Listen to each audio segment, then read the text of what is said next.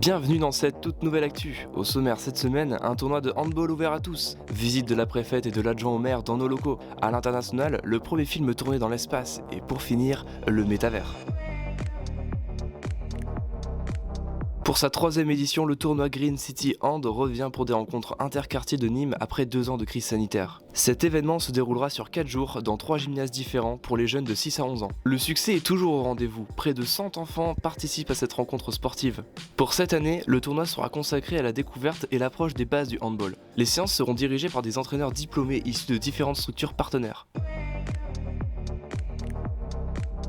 La préfète du Gard, Marie-Françoise Lecaillon, a rencontré le mercredi 20 octobre l'association PrEP Avenir.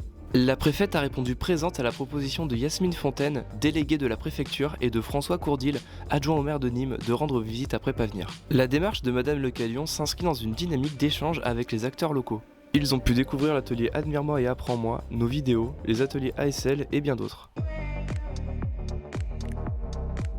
L'actrice Lulia Peresilde et le réalisateur Klim Shimpenko ont séjourné pendant 12 jours à bord de la Station Spatiale Internationale pour y tourner le premier film dans l'espace. Ils sont revenus sur Terre dimanche matin, le 17 octobre. Ils devancent un projet américain concurrent avec Tom Cruise. L'actrice et le réalisateur avaient décollé le 5 octobre du cosmodrome russe de Baïkour au Kazakhstan, aux côtés du cosmonaute chevronné Anton Shkaplerov. Leur film, intitulé provisoirement Le Défi, mettra en scène une chirurgienne se rendant à bord de l'ISS avec pour mission de sauver la vie d'un cosmonaute. Dans un contexte de rivalité russo-américaine, cette aventure cinématographique prend aussi des allures de nouvelles courses aux exploits dans l'espace, 60 ans après la mise en orbite du premier homme par l'URSS. Dit comme ça, on dirait un nouvel univers de Marvel, mais il n'en est rien. Enfin presque. Mark Zuckerberg, cofondateur et PDG de Facebook, a annoncé le dimanche 17 octobre la création de 10 000 emplois en Europe pour lancer son métavers, un univers virtuel en 3D qui figure l'avenir d'Internet.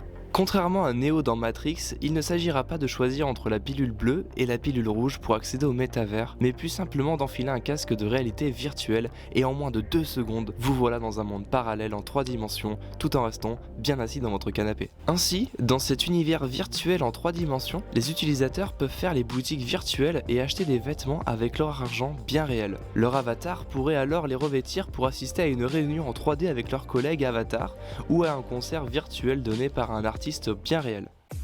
Merci à vous d'avoir été présent durant cette actu, n'oubliez pas le like, le commentaire, le partage et à vous abonner pour nous soutenir et ne rater aucune de nos vidéos. A très vite.